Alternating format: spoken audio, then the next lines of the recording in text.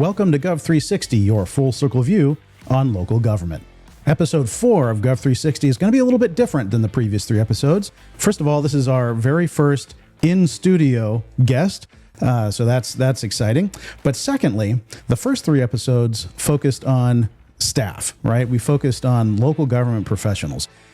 This 4th episode is going to take a little bit of a different approach. Our guest today, Jeremy Smith, is a city council member in the city of Canyon Lake, which is in Riverside County, California.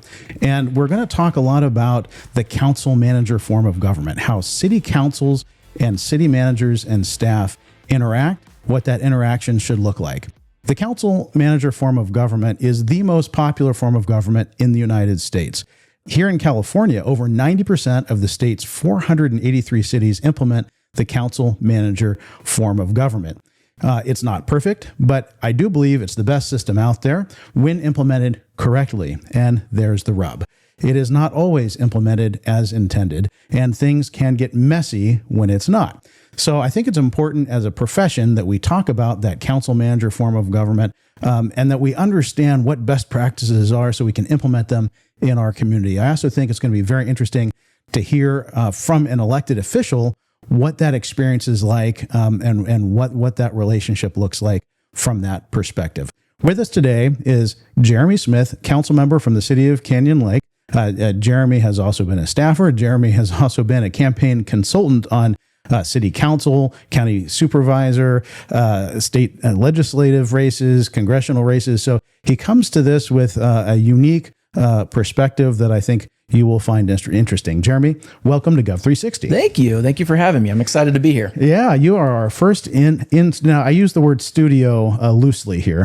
This is the home office that I have here. It actually is. I would still call it a studio. I think it's put together very well. So my wife calls it her office. Yep. Yeah, I call it my studio. When we have people visiting, it's the guest bedroom.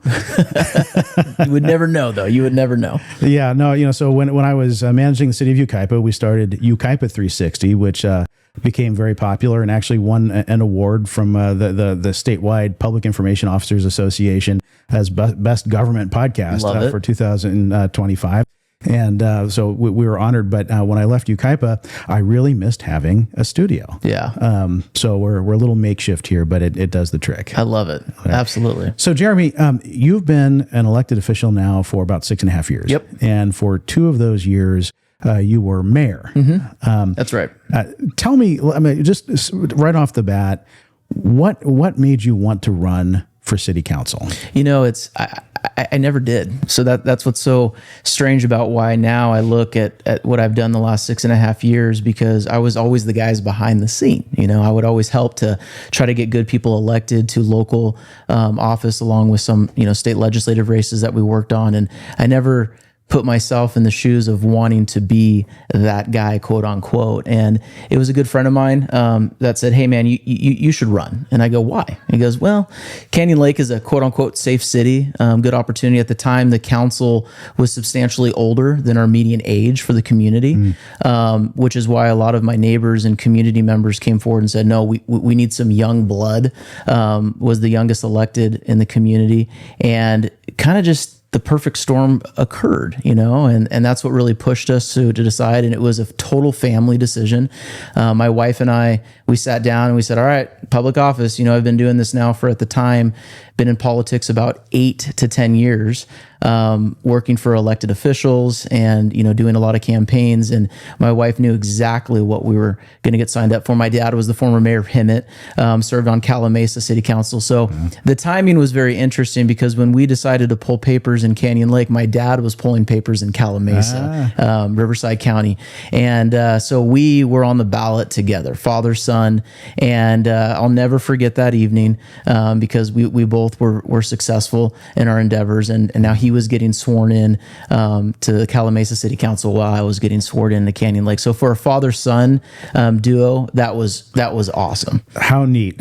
So it's a family affair, public service. Yeah, now we're sick and twisted in that way, I guess. Well, I do question your judgment. Yeah.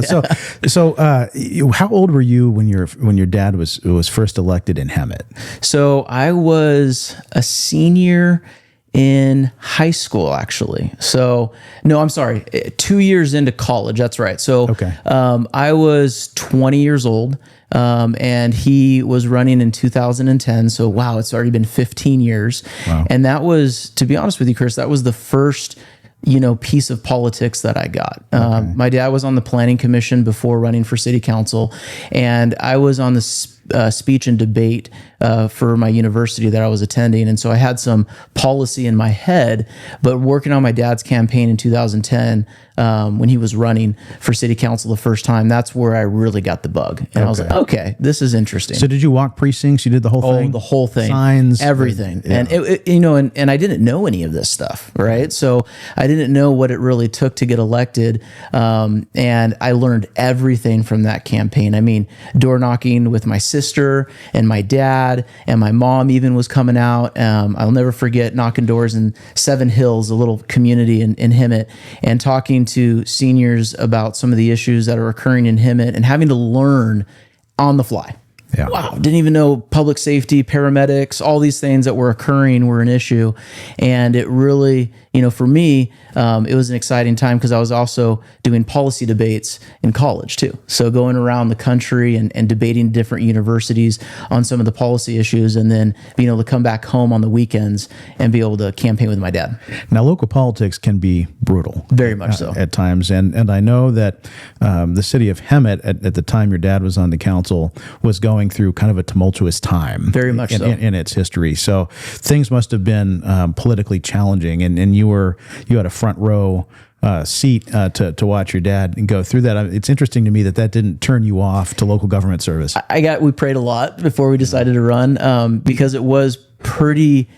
It was substantial for my family. I mean, my dad was, we call it a 3-2 split when you're on council, right? Are you on the 3 against or 4? So he had 3, a majority on that council, and they were trying to shape politics in Hemet at the time, working with public safety. And it was difficult during the re-election campaign because they went after him, and in return they went after my mother. They went after our family. Really? There was points where they would. My mom and dad were at breakfast at a local restaurant in Hemet and would get cussed at. And my mother, bless her heart, I don't even think she said a curse word during birth. I mean, that's how innocent my mom is, right? So for my dad to sit there with her at a breakfast and see strangers just cuss him out, total really, this is what we signed up for? This is not what public service, so we have that in the back of our minds. And the problem is when you start doing things locally and making a difference, you become, you want to be that servant, right? So even though my dad had a very interesting experience and I was right there with him the whole time, he was so good at public policy that, past all the some of the division that took place, he still wanted to push forward, and that inspired me. That made me say, you know what, because it was so tainted back then, I think we can still turn this thing around and have a good experience, and we have. It's been incredible the last 6.5 years being able to serve both of our communities. That's amazing. Yeah.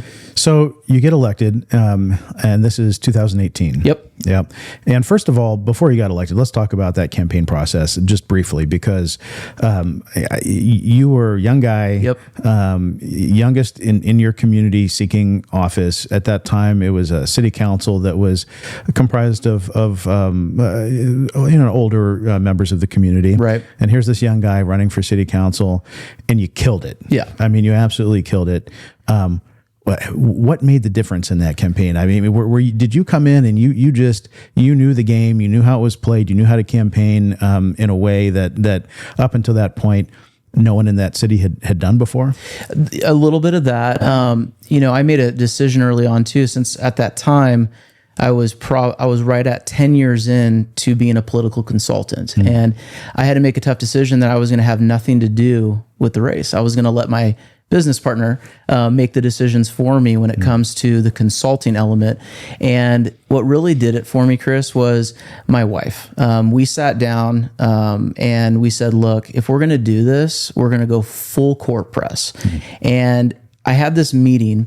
I was meeting with, there's an HOA board in my community, and it's a very strong HOA board. And I was meeting with a few of, the council, trying to get endorsements, meeting with, people running for a water board, meeting with some of the HOA board members. And currently my colleague right now, Councilmember Welty, I'll never forget this, and he knows, we sat down at the country club and he said, look, no one knows who you are, Jeremy. You're brand new to the community, but that's okay. You're going to run this time, get some name ID. You're going to lose. Yeah. But then once you get one race under your belt, people will start knowing you and you get to talk about the issues. Well, I took that and put it on a sticky note. And I was very excited about the meeting because I came home and my wife said, all right, how'd it go? And I said, well, he said, I don't have a shot at all. And we wrote it down on a sticky note and I stuck it on the fridge. And at that moment, my wife and I said, all right, let's do this thing. And this is what really did it. I would get home from work and this is the summer, right? Because we're looking at August, right? When we get going. Mm-hmm. I would get home from work at 4:30, 5 o'clock every day. My wife would be sitting at the front yard waiting for me with a stroller, with 10-yard signs strapped to the back of the stroller and our literature. And she would not let me stop Monday through Saturday unless we got out 10 signs. Wow. And I would have days where terrible days at work, right? We've all done it, put in, start the day at 4:35 a.m., work all day, get home. And I'm like, honey, I'm burnt out. You gotta do it. Nope. She would just force me to push. And then I would have good days. I would have days where we would go door knocking at 5:30, have all the signs out by 6:30. And I'd be like, yes, we get to go home early. Nope.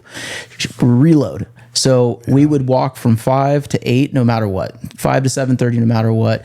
We ended up knocking on roughly 3,200 doors. Mm-hmm. And the staggering part is, because if you know Canyon Lake, it's a gated city. So when you drive in, you can see these signs everywhere. So we knew the play. Mm. And we ended up putting out over 500 yard signs in people's lawns. And that was tough to do because I was a year and a half into the community. No one knew who I was at all. So I was meeting people at the door, discussing the issues. But I gave it all to my wife. I mean, absolutely incredible. Pushing the stroller with our little dog, and everyone still talks about that to this day. So I got to say, I have tremendous amount of respect for local elected officials. For the most part, unless you're in a much larger city, you're not really getting compensated, for your time. A little stipend, but not, unlike staff, who this is what we do full time for a living.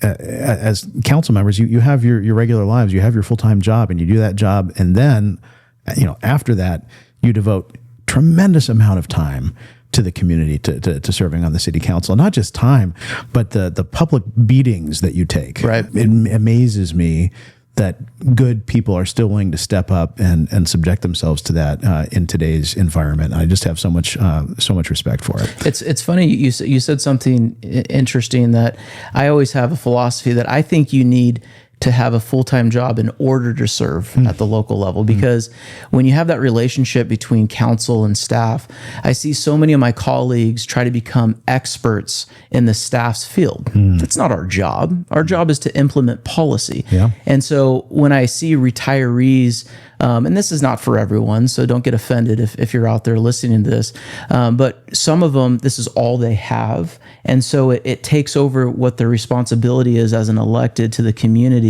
and they try to go over the CM, right, the city manager, or over their building official, or over their finance director, when this is what this person does day in and day out. They're an expert in their field, or at least they should be. And as council folks, we need to be careful, because that's not our job. That's not our job. No, that's interesting, and that leads into something that I wanted to talk with you about. When you first got elected, that was in 2018 in November. You take office. You're sworn in December. You come in pretty hot and heavy. Yeah. Right. You come in wanting to change the world. You got ideas. You're going to implement them. You're going to get things done. You're going to make change. Right. And then what so often happens is you hit a brick wall. Right out the gate. Right. You come in charging, and then wait a minute. In order to get something done, I need at least 2 other votes of my 5-member city council, right? And wait a minute, I got to deal with staff. Right. And wait a minute, there's all these things that I wasn't aware of when I ran and made campaign promises and talked about things, right? Talk about that a little bit, because I think that's a very common experience. And people who run for office, they tend to run on platforms, right? Things they want to get done, and they get in and they're ready to go and get those things done. And then a little bit of reality hits. Well, what was that like for you? Yeah, my story is so unique because I was able. I ran with a gal. She's on my council now. Her name's Councilwoman Casey Castillo, and she's our mayor pro tem currently. And we supported each other, but we really didn't endorse each other. We were just running, right? Mm-hmm. And we both get sworn in, and she is a background in attorney, so she's got a unique approach to it. And me being a business owner, and we found problems right away. So the good news for us, and this normally doesn't happen in most cities, we had the support of the council going in because they wanted the young blood, the energy, go open it up. So we were able to open up. They put us, this is rare, Chris, because this doesn't happen. But the council that was there, the majority, they put us on finance and planning on our day one. So now we're brand new. Her and I get to sit down and look at all the financials to the cities and really see what's going on. Mm-hmm. And we found huge issues. We found bills that weren't being paid. We had legal bills that were overcharged that should have been corrected. So we had the opportunity to advocate to our colleagues that there needs to be change immediately. Mm-hmm. And we did that. Within 60 days, we had a new city attorney. We had a new city manager. I remember that a little bit. So full disclosure for those watching and listening, you came in 2018, early 2019, you decided to make some changes. March 1st, 2019, I became the city manager in Canyon Lake, right? Which is how you and I really got to know each other. So, for those listening, watching, I want everyone to know that you and I worked together in that capacity for 4 years. Yep. It was a great 4 years. It was a great 4 years, and I was very grateful to have the colleagues I did. To make the change that we saw being the outsiders looking in. And I suggest, council members that are listening out there, or even staff members, I was very grateful because my colleagues were not, no, it's been fine the last year and a half. They didn't fight us. We brought legitimate reason on why we needed to make a change, and they went with it. It was a 5-0 decision. I mean, that's rare, right? To have brand new council members come in who have not done government for 5, 6, 7, 8 years, like some of my colleagues, and they look to us for advice and for help, and to make change like that. 60, 90 days, that's fast, right? But we had some pretty good reasons on why we were doing what we were doing, and it made all the difference. But Councilwoman Castillo and myself, we were motivated, and that's why it goes back to my philosophy is I really believe you need to either have an incredible hobby or a full-time job, because when we go into these meetings, we only have 30 minutes. Right. We only have an hour. We don't have time to sit there and, make a game of it, right? And so when we made decisions, it was thought out, it was course corrected, it had evidence to back it up. And so we really wanted to clean City Hall, and we were on strike to do so. No, that's fantastic. Let's dig in here a little bit on what that relationship between an elected official and a city manager and the rest of the city staff should look like. Yes. Right? Okay. So you come in, you notice some issues in the operations of City Hall. You wanted to make a change. The council's job in a council manager form of government is to set policy. Right. Right. The council also hires the city manager. The council hires directly the city attorney. And in most cities, that's it. Now some cities, particularly older cities, that have been around a long time, the practice was there are other positions that are directly, appointed by the city council or elected, right? Like city clerk, city treasurer. But the modern best practice is that the city manager and city attorney are appointed directly by the city council and answer to the city council. And then the city manager hires and manages the rest of the staff. Right. Right. So the council's job is policy. The council operates up here. You're setting policy. There's a line. The city manager runs the day-to-day organization of the city, implements the policy set by the city council, and neither the twain shall meet. Right. Right. The manager and staff are not supposed to dictate to the council what the policy is going to be. The council is not supposed to micromanage and dictate the day-to-day operations, or staffing issues, et cetera. Right. Right. And therein lies a tricky issue. Very much where so. a lot of cities get into trouble.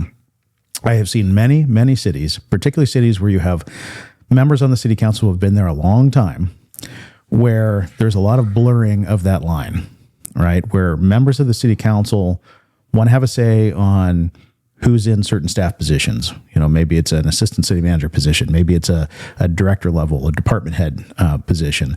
And they exert influence on the city manager to try to make those changes. There are cities, here in the Empire that I've witnessed where you have one or two council members who are in City Hall every day and have a lot of input on just the day-to-day goings on of the operations of the organization, right?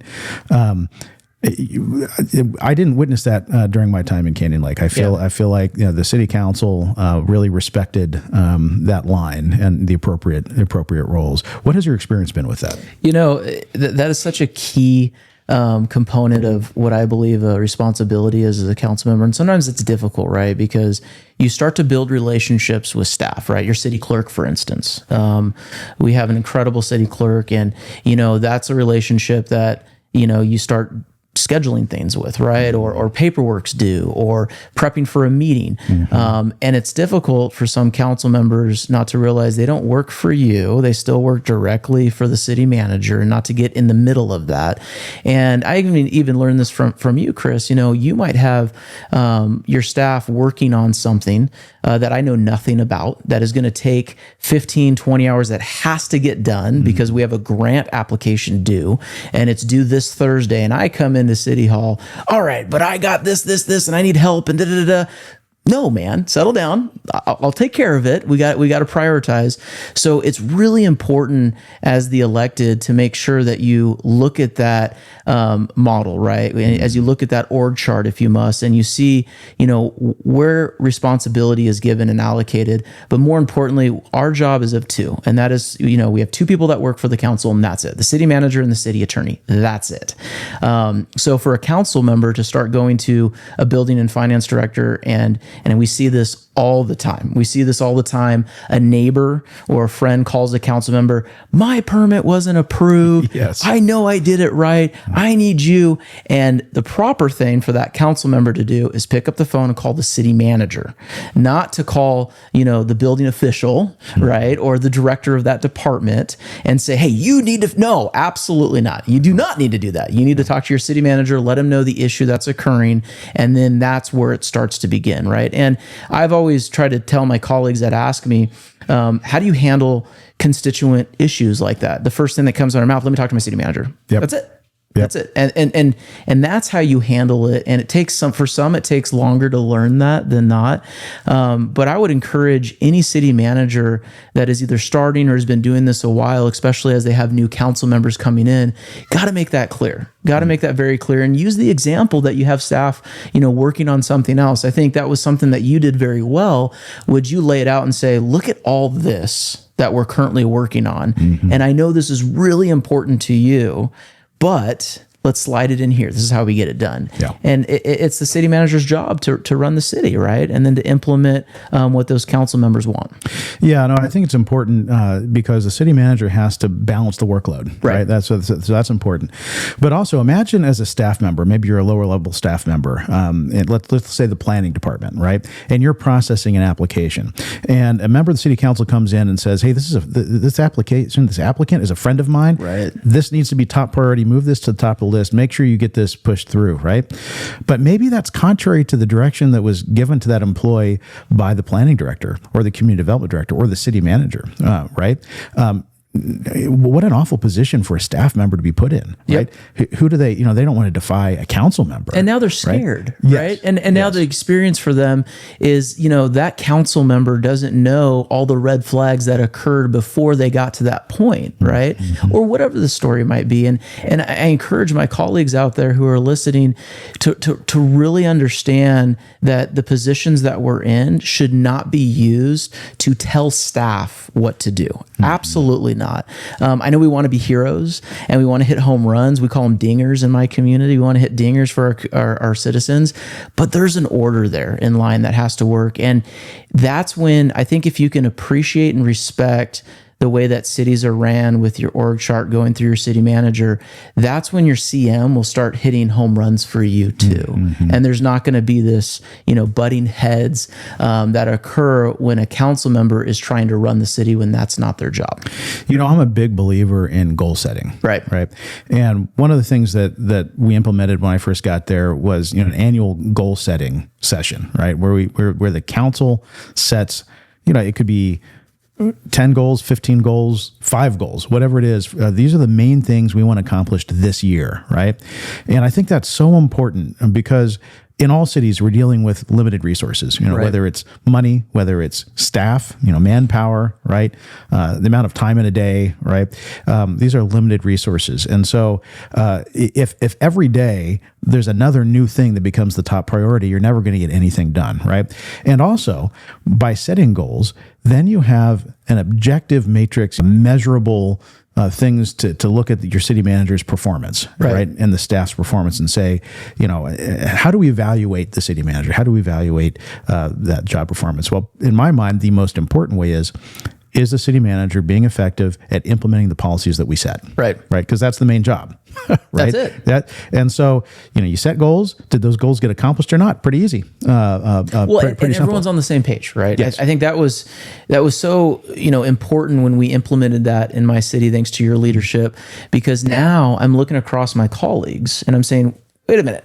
You signed off on this. Yeah. This was a priority for you 3 months ago when we came together with the list of 5, 3, whatever it might be. And that's that unity that you need because it gets pretty dicey, as you know, Chris, when you're dealing with some of your colleagues and you want to use resources for a certain project and you don't, there has to be give and take. And if you start the year off with, hey, what's our top 5 things that we want to get done? Mm-hmm. Let's move together on this. And we're all in agreement. And it doesn't matter if it takes 3 hours, 4 hours, 5 hours, if you have to do an offsite work session to get it done, get it done. So that way you have something to look back on throughout the entire year when council members are fighting with each other and wanting to do other stuff. Yeah.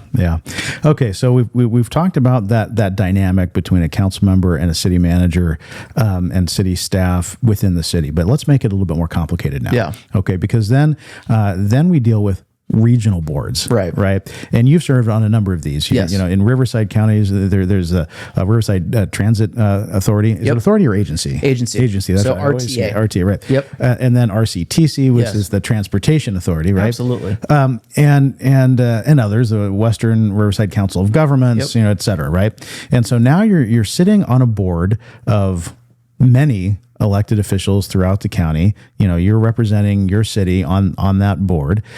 But yet there's also a staff component to that as well. There is the staff that are, with that entity, with that organization, but then, your city staff come into play too, and your city manager comes into play too. That's got to be kind of a complicated dynamic. Oh, it is, and especially because here you are, you just got elected, or maybe, you've been on council a while and you got appointed on a new board, and you figured out your 4 other colleagues at home, but now you're sitting there with 18 commissioners or 22 or 32 for some regional boards, and you're like, whoa, wait a minute. And you're fighting for projects that you want to be brought home, right? You want to talk about politics, that's where it really begins. And that's why, when we make decisions at the local level to send certain representatives to these regional boards, you got to make sure you're picking the right one. So they're not only just advocating for your own city, but they're not embarrassing you as well on the regional side. Right. Yeah. So, it is complex. And for me, it's important that, you have that relationship on the regional with not just the colleagues, but staff too. I mean, these boards are big boards. There's a lot of money. There's a lot of things happening, and these are very smart people. And I've learned early on, any room, any meeting I go to, there's 2 philosophies I have. Take a bite of humble pie no matter where you're at. Mm-hmm. But more importantly, there's always something to learn. Mm-hmm. So when you get put on these boards and you're sitting there with a staff of 50, 60, 80 people, and they're working on all these projects throughout the county, there's got to be something you can grab from that you can then take home to your city manager and say, hey, why don't we try this? Mm-hmm. Or, hey, I just heard that Lake Elsinore is doing this. I think we can go after those grant dollars too. Yes. And that's good governance-y. That, in my opinion, is how those regional boards really take a key play in helping, besides the typical going after dollars for projects and trying to get things through. But that's the political side of it. Okay, so you're talking directly to elected officials now. You're a brand new elected official. You're stepping into office for the first time, and and this person is now sitting down with Jeremy Smith, and Jeremy's going to give this person some advice. What advice would you give them? Number one thing is, and I'll never forget this. I got a good colleague in the city of Wildomar named Joseph Marabito, and him and I both went to League of Cities training for a new council member, and we had this conversation. Again, as a staff member myself, who's worked in politics, who's dealt with agendas, I have a different perspective than maybe someone like Councilmember Marabito, who's new to the circuit as well.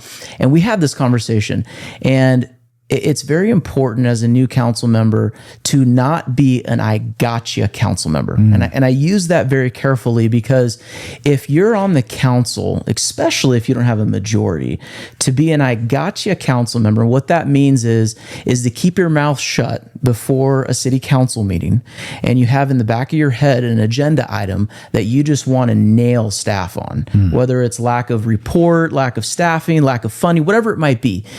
I can promise you that it's not going to go well for you down the road. And I say that because, do you really want a relationship with the team that is going to make you look good on that dais to represent your city, to be on odds with, right? So Joseph and I had this conversation, and we came up with, he asked me, so how do you handle getting ready for a city council meeting? I go, well, I'm very blessed because my CM takes the time to meet with every council member before the meeting and just go nuts, just nail me with it. And even before the agenda is posted. So if there's a controversial item like starting a police department, right? Or, looking at making huge budget cuts, cutting staff, big items that could be controversial to the community, sit down with your city manager, and he'll bring in, or she'll bring in, the right people for that department to really handle the questions, so they're prepared going into the council. We have a tough enough job as it is to deal with the public, to deal with PRAs, to deal with constituent outreach efforts, with all the events, with everything that's going on. We need a team, and that team is the staff back at City Hall.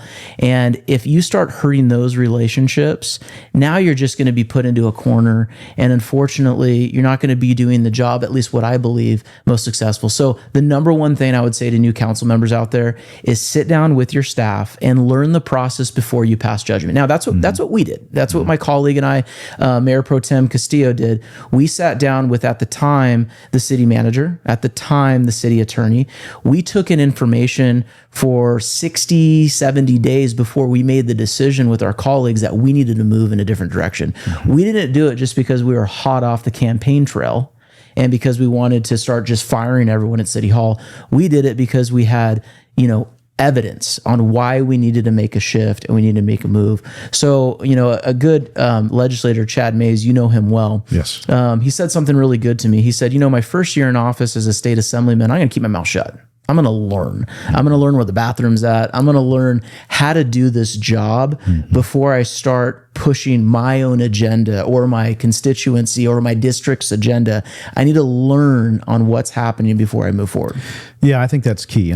Even as a city manager, when you start at a new city, I think so often people start a new job and they want to prove themselves right off the bat, right? But it's so important to take a minute and learn the organization, learn the culture, but before you start shaking things up, too soon. I think that's true. And learn the items too, right? I mean, when we're up there on that dais and we have to make decisions on certain items, and I hope I still have the same reputation, especially with those I work with. I'm going to know it inside and out. I'm going to be fully prepared because I'm going to vet it by the city attorney, the city manager, the department head who's in charge of that item.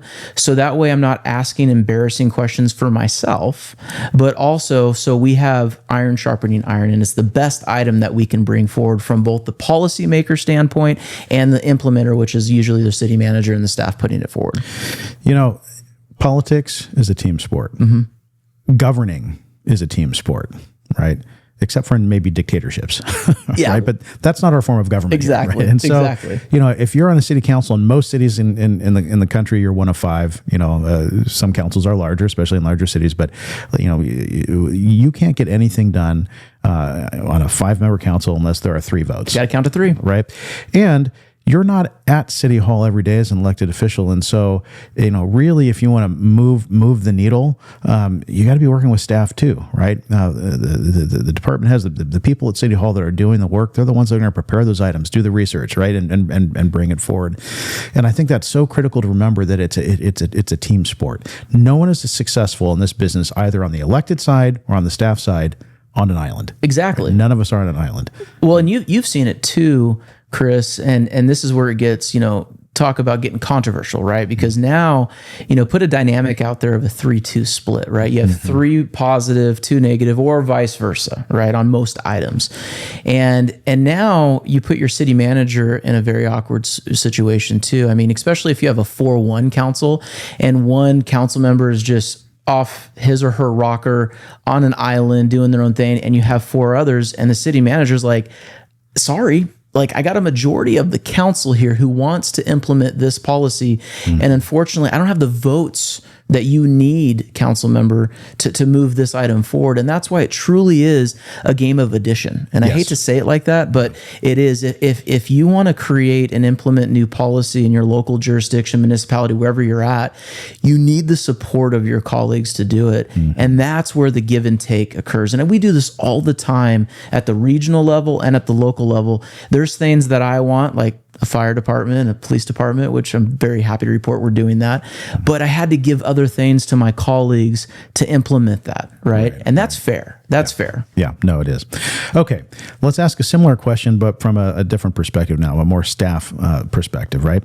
So you're a council member. You've got something that's really important to you, whether it's coming to you from a constituent or something that's just personally important to you.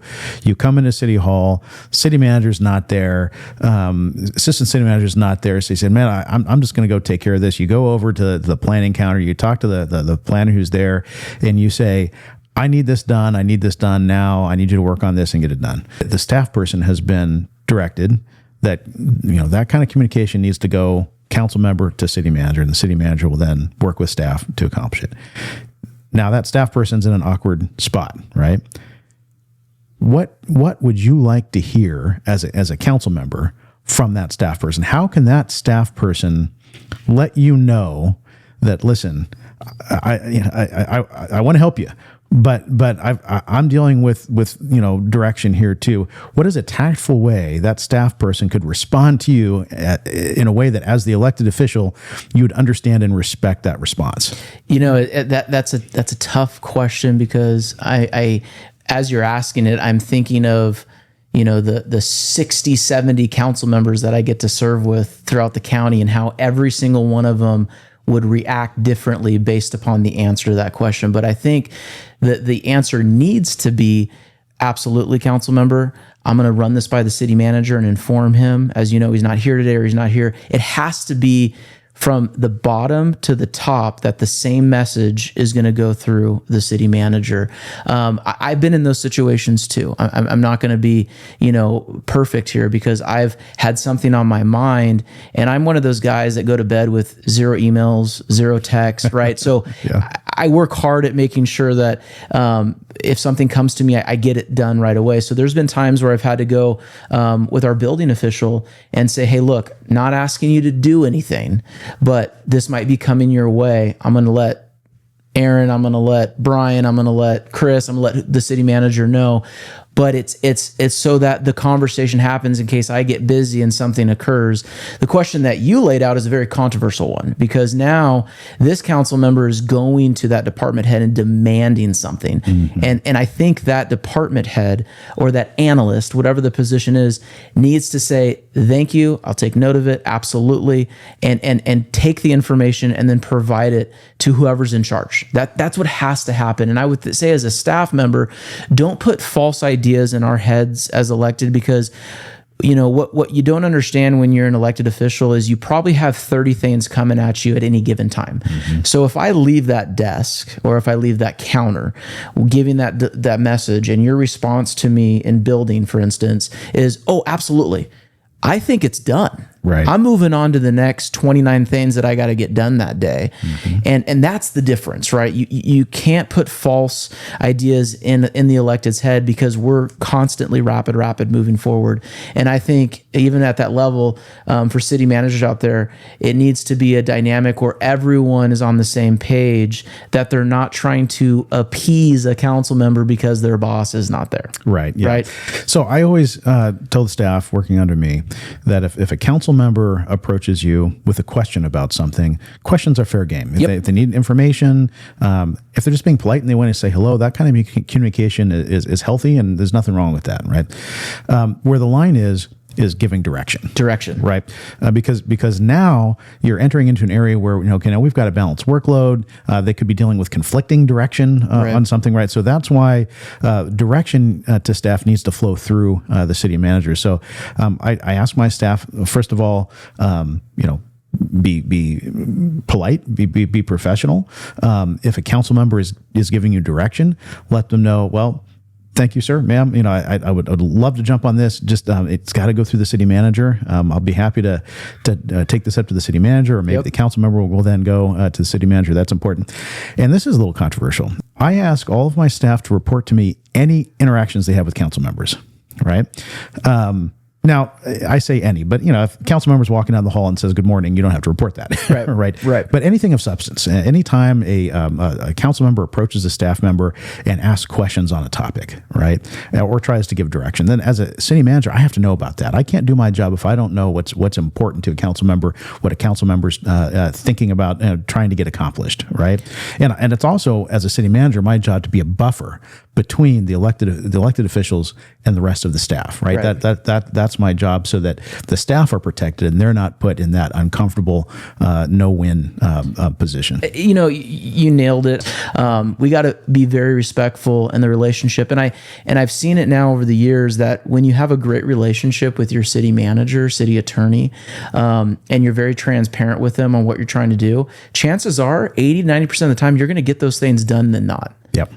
Absolutely. It's good governance. Well, and city managers, most successful city managers want to please their council members. Right. I mean, as a city manager, you work for the city council. And in this council manager form of government, understanding that is so critical. I think one of the mistakes that some managers make is that they forget who they work for. Right. City manager does not work for the community. Any manager who's done this for any amount of time, at one point or another has had a member of the community say, you work for me, right? I pay your salary. Right. No, the city council is elected by and represents the community, the public. The city manager is hired by and works for the city council, right? And then all the rest of the staff work for the city manager. Right. And so when a council member says to me, well, my staff, referring to all of the city staff, no, that's incorrect. I am your staff. Right. They are my staff. Well, and Chris, this is important too. And this is for the new elected. And this is for someone who's even been in office for 10 years. We have so much on our plate. We're doing other things. Yes. So why would you want to burn the relationship or not utilize the relationship properly on someone who's dedicated to that item and can provide it's the internet at your disposal, right? It's hey, help me prepare for this item. And it's their job to know it inside and out and to question and to challenge. And this isn't for everywhere. There's bad apples out there. There's city managers that need to go. There's city attorneys that need to go. But when you have a good team, you can be an incredible council member to your community, because you're going to have a couple team members there who are going to want to go hit some serious home runs for you, and you're going to be prepared more than others. And I think that's important. That's really important to know that. Yeah, no, absolutely.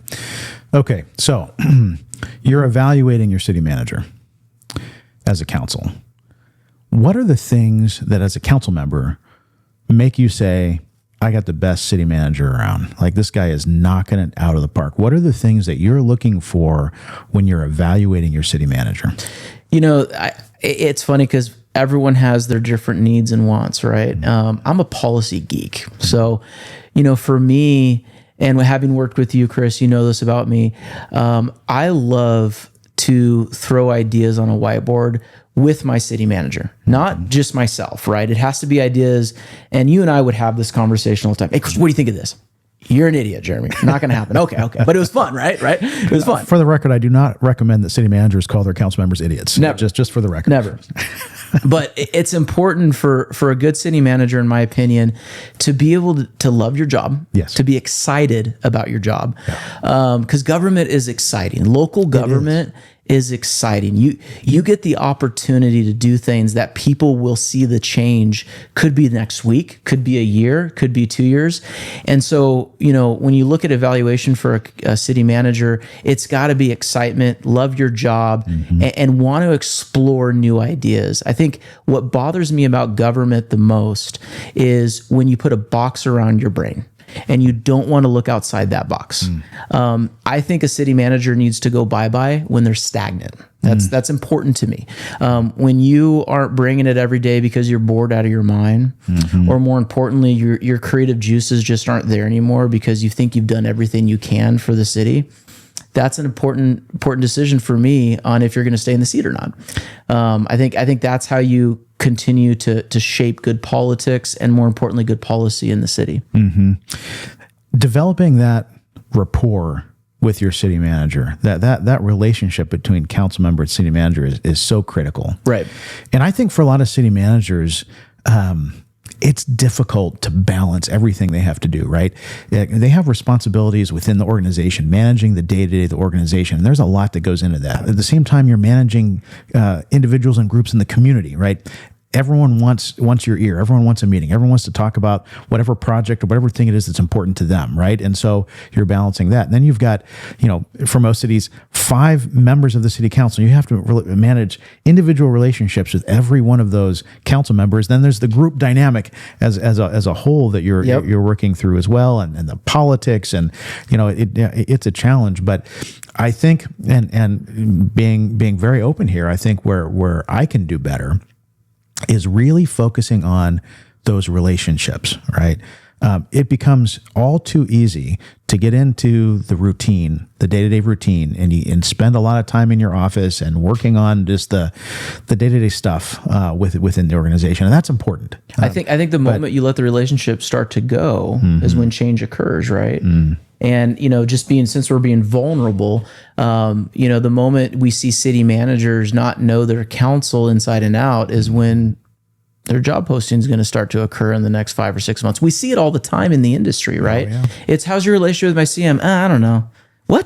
What do you mean? How's your relationship? I talk to my CM every day. Yeah. Every day. And this is twofold, right? For city managers out there, if you're not talking, and don't get me wrong, there's some council members that either don't have the availability or do not have, they either don't have the availability or they do not have the time to be in communication with their city manager. And I get that, right? But it's still the job of the city manager to want to work towards building that relationship, to hit, like I said before, hit dingers for that council member. Yeah. But that's what creates good policy, right? Yes. And you said it so clear. The city manager works for the council, right? The council works for the community. Yes. And that's why the policy that we should be implementing is what our constituency is telling us to do. That's the key. That's where our box is at. We need to do what we believe is right for our community. Yes. And that's the direction that we're giving. But you gotta have a relationship. You have to work hard for that. And I understand the difficulty for a city manager, because in the industry we call the 2-2-1. And for those of you that don't know, we have this thing called the Brown Act, right? Yes. And we can't meet 3 of us together. So a lot of city managers, when we're meeting with developers or other entities, we'll have to do a 2-2-1, where we have 2 council members and the city manager and maybe the developer, another 2 council separate meeting, and then a single, right? That's controversial in itself too, because you as the city manager are deciding, wait a minute, Brian hates Tiffany. We cannot let them be together in this meeting. This item will not go through. They can't stand each other. I will never do a 2-2-1 with them, right? And you, as a city manager, a lot of people don't know this either, and I try to tell some of my newer colleagues this, the city manager is our gateway to each other. he is going to look at the council as a whole and make decisions if that item is going to pass or not. Yeah. And I would strongly suggest city managers out there, don't get in the game of throwing up items to watch controversy things take place at that dais. If you know that item doesn't have a chance, right? Do not allow, or at least do the best you can with that colleague, that council member, to say, look, this is going to create a huge issue. Let me give you rational reason on why this is not going to work, and talk them through it. And then if the council member is just going to do it no matter what, then that's on them. But at least you as the leader can say to the other council members, I tried. Yeah. This is where we're at. This is what they want. I've done everything I could because I agree with you, or maybe this is the right time for the city to move this item forward. But it all stems from relationships. Yeah. That's what it comes down to. It's a relationship business, 100%. Another thing that's important that I try to establish with members of the councils that I work for is this idea of no surprises, right? Right. Let's not surprise each other in a way that could be publicly embarrassing, right? You're so right. So we're at a council meeting. It's my job to make sure that I've communicated with you and you know what items are coming up, particularly anything that might be controversial, and that you're prepped for that ahead of time. As a council member, it's your job to have reviewed that information, become familiar with it ahead of time. And if there are questions, particularly questions that are going to require some background work on the part of staff to maybe go get some data or whatever that information is, bring that up ahead of time before you get to the council meeting, right? So that we're not in a council meeting playing gotcha, right? That's so important. You nailed it. And I would, for those council members that are listening out there, hold your colleagues accountable too.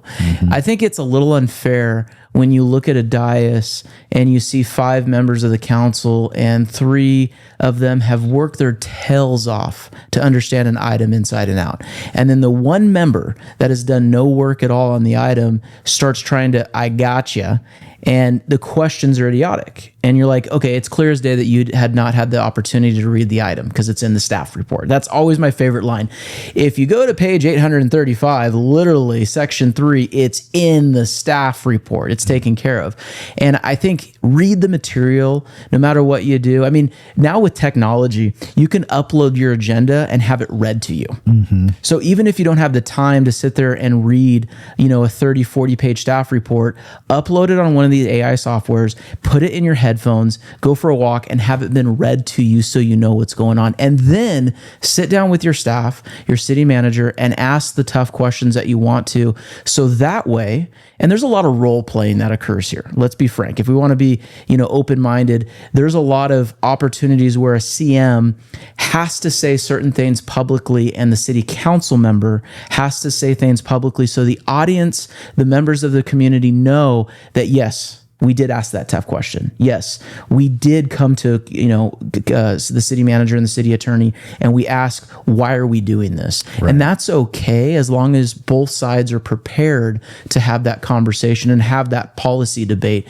But doing a complete surprise out of left field, that's where you're going to get yourself in trouble, in my opinion, because you're going to lose respect from, no one wants to see negativity. We might think we want to get the popcorn and watch the fighting occur, but if you do that day in and day out, I guarantee you, and those of you that are listening who are council members, who are seeing staff members leave left and right, I guarantee you it's because of what's happening at top. Yeah. When I see councils just completely fighting left and right, and it's chaos, and you're doing 1, 2 o'clock morning meetings, you have public hearing items that last 10 hours because you have public comments that you have to reduce them from 3 minutes to 1 minute to 30 seconds because you have 50 people that want to speak on it because there hasn't been enough communication.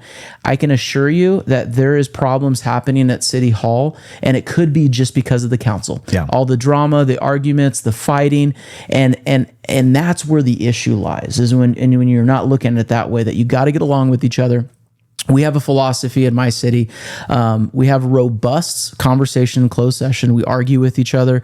We gently fight with each other. Yeah. But man, we're using iron to sharpen iron. And so that way, when we open those doors to go out to the public, we look like a unity, like a team.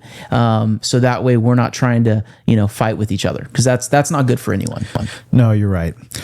I'd like to encourage people to think a little differently about public meetings. specifically city council meetings or meetings of a county board of supervisors, right? These are business meetings of the elected body. The purpose of these meetings are to conduct the business of the entity. Right. This is not meant to be theater, right? And I think it is difficult sometimes to remember that we're here at that meeting to conduct business and not to play to the audience. Right. And even the way that most council chambers are set up and arranged, give the wrong idea about the purpose of the meeting. Because if you think about the way most dioceses are constructed, it's kind of that semicircle that opens up facing out towards the audience, right? So it almost gives that impression that we are presenting this to the public. That's not what's supposed to be happening, right? I think ideally dioceses would be round, right? Because it's supposed to be a conversation of the elected body conducting the business of the elected of the organization, right? Of the municipal corporation. It is the board of directors of the municipal corporation holding a business meeting and setting policy, right? Now, at the appropriate time, members of the public are invited to comment, right? And of course, they're completely open. They're available for members to come and observe and in today's modern world, watch on TV or YouTube or whatever it is, right? I believe that the public's business must be conducted in a transparent manner. But the city council meeting really shouldn't be about performing for an audience. Right. And I think that's hard for a lot of elected officials to keep in mind. There are so many other ways to communicate to the public. As an elected official or even as an organization, if we need to transmit information to the public, there's lots of ways we can do that completely outside of the form of a city council meeting. Right. And so I think if there's a big controversial issue, it is incumbent upon the city to be communicating those issues far in advance of that ever coming to a city council meeting. Well, right. Chris, let's talk fire. Yeah. We did it together, you and I. Yes. We made the decision. The council made the decision to move forward with its own fire department, right? And, that time was interesting because we were dealing with COVID. But we took that same philosophy that you just described.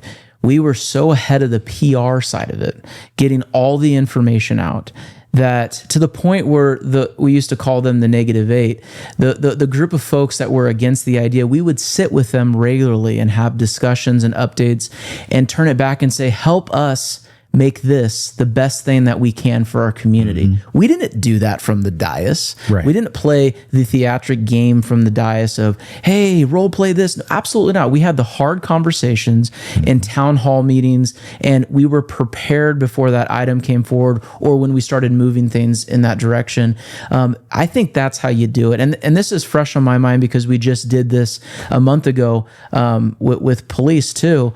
But we did the same thing that we did, Chris. We put it out there on all the social media sites. We let the community just bash the idea, just bash it. And then myself, my colleague, Mayor Pro Tem Castillo, the city manager and team, we developed not just the staff report, but the conversation from the dais that addressed all those questions to the point where we had a full room and we had 10, 15, who knows how many people that wanted to speak. But when we were done, only 4 people spoke on the item. Wow. Packed house, right? Wow. But it's because of that same philosophy that we did when you were our city manager. We put the information out there using technology, and we let the community ask the hard questions to themselves, to us, and then we provided the answers to them. Okay, so you're a city council member. You're looking for your next city manager. Now, this is for people who are currently city managers looking for their next job. This is for aspiring city managers, people who want to be a city manager someday. As a council member, what are you looking for when you're evaluating whether or not to hire someone as your city manager? I love this. And I've we've had under my term 4 city managers, gone through the process with 3 of them as far as hiring. And I was on the committee of 2 of those to go through. So I know this topic very well.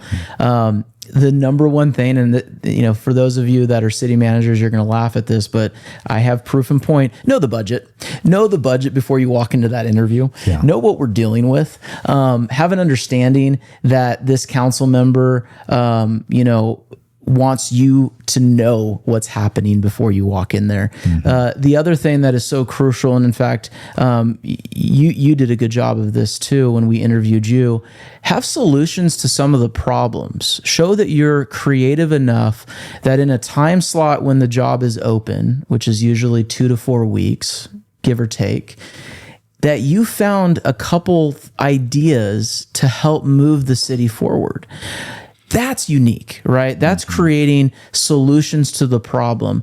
For instance, we all struggle with revenue for the most part, unless you're like Temecula, wine country. And I just met with a colleague in Palm Desert. They're doing pretty well. They just got a sales tax measure. But we all struggle with funding issues, right? We all struggle with being creative in government. So as a city manager or assistant CM or someone who's entering into that category of wanting to be a city manager of a city, be fully prepared to know that city as best as you can, inside and out. Do the extra homework to call stakeholders in that community, not so much directly the council member, but maybe some Chamber of Commerce folks that work for the community, to have some understanding that will put you above the next guy or gal. So that way, that when you walk into that interview, you're bringing some good solutions to some of the problems. And I think that's what's going to separate a city manager from others, that creativeness and not stagnant. The other thing, and I'll end on this for as far as what a city manager look for, and some CMs are not creative as much as I would like in government, but show up wanting the job, not that, this is the next step, or I'm stagnant. So now show up as excited as I am to be able to hire a new city manager as you should be to wanting to start as a new city manager. I think that's very important, right? Because for us, on the elected side, we hope we only have to do this a couple times in our career. And we're going to enter into a relationship that's going to help shape the city moving forward. So for me, as the one interviewing, I'm excited. If you don't show up with some excitement, you're out. Sorry. I'm sorry. It's just, you're out. Like, this is a big deal, right? So I think that get excited, get amped. I don't care if you got to drink 10 cups of coffee, drink a Red Bull, but show some excitement with creativity, knowing the city, and that you want to be there, that you want to be part of the process. Yeah. Would you rather have a manager who is going to be cautious and protect the organization from anything that might be controversial, right? Or would you rather have a manager who is willing to take more risks, understanding that might mean some controversy is going to come along with that, right? That's a great question. I think twofold, right? Because if I have a strong city attorney, I'm not worried about the legality as much. There's that checks and balances that we need, right? And this is just me because I'm a private sector guy, owning businesses. I want to push the envelope as much as we possibly can, because that's when you start doing things that others are not and being creative, right? So for me, it's really someone who's willing to push the envelope. It's going to set aside others. I think, we all, for us electeds out there and those that are in city government, know about the League of Cities. And the League of Cities is so important, helped us during COVID with letters. And I don't agree with them on a lot of things when it comes to certain politic issues. But what they have done is created a safe place where city council members and city managers can come together and share ideas. Yes. I want to be able to share ideas. Yeah. I don't want to go to the League of Cities and say, how's your year looking? Oh, mine's great. We're starting a police department. What? You're starting a police? Yeah, let me tell you, right? Yeah. So that's what, for me personally, I want to be able to go onto a regional board or sit down at the league with other colleagues in other jurisdictions and share with them the successes that we're having locally, as opposed to just another year. Well, we barely balanced the budget. What new things are you doing? Right. What's something exciting that you've brought that no one else is doing? Right. That's the difference. Jeremy, if there are new newly elected council members out there, or maybe even people who have been on the council for a little while but are looking to take it to the next level. Are you willing to be someone that people can reach out to? Absolutely. Okay. That's my favorite conversation. What's the best way? Facebook, or what's your preferred way? Facebook, are you on LinkedIn? What's your Facebook, Instagram? Okay. More strong on Facebook. Okay. I'm one of those guys that my cell phone number's on everything. So I don't care. Call me, text me, 949-231-0476. Call me, text me. There's nothing more I love than having a conversation with a council member. I would, it's weird. We just had this conversation, but, it's important that you reach out to people that are willing just to break bread and to try new things with. It's one of my favorite things to be able to talk to council members, not just in California, but all over the United States, on what are you doing in your city that I can do in mine to help. That's key. You got to have that philosophy if you're going to be a local elected. Well, that's great. So we'll go ahead and we'll put your probably a link to your Facebook page on the show notes and the YouTube description, so people can reach out to you. Love that if they want to. Jeremy, thank you so much for being here and being our first in studio guest. Absolutely, really appreciate you taking the time. And Chris, I'll say I appreciate you doing this. When you started putting these out, Gov360, it is so important for people in the industry to know what happens behind the scenes, right? And the fact that you're willing to have the tough conversations at some time. It's important for your viewership to tune in regularly, because there's some good stuff that's happening in local government. Yes. And I'll end on this and then I'll shut up. You got to learn. You got to be willing to learn. And I promise you, in the local level, if you're constantly a sponge, it's going to be so much more fun than being resistant. Yes. No, that's true. That's true. And have fun. Have fun. I mean, right. I mean, yes, this is serious, important work that we're doing in local government, but it can also be exhilarating. Exactly. Right. And embrace it. I mean, don't just sit there and go along for the ride for 4 years or 8 years or whatever it is, but man, embrace it and have a good time. Exactly. Right. That's important. That's key. All right. Well, thank you everyone for joining us on episode 4 of Gov360. If you haven't yet, please subscribe to our YouTube channel. Follow us on Apple Podcasts, Spotify, or wherever you get your podcasts. We're on all the major platforms. Also, we've launched a LinkedIn newsletter, so subscribe to that if you haven't already. We're going to continue the conversations that we have here on LinkedIn. That's the place we're going to go to connect with one another. Thank you so much for joining us for Gov360. Until next time, govern boldly, my friends.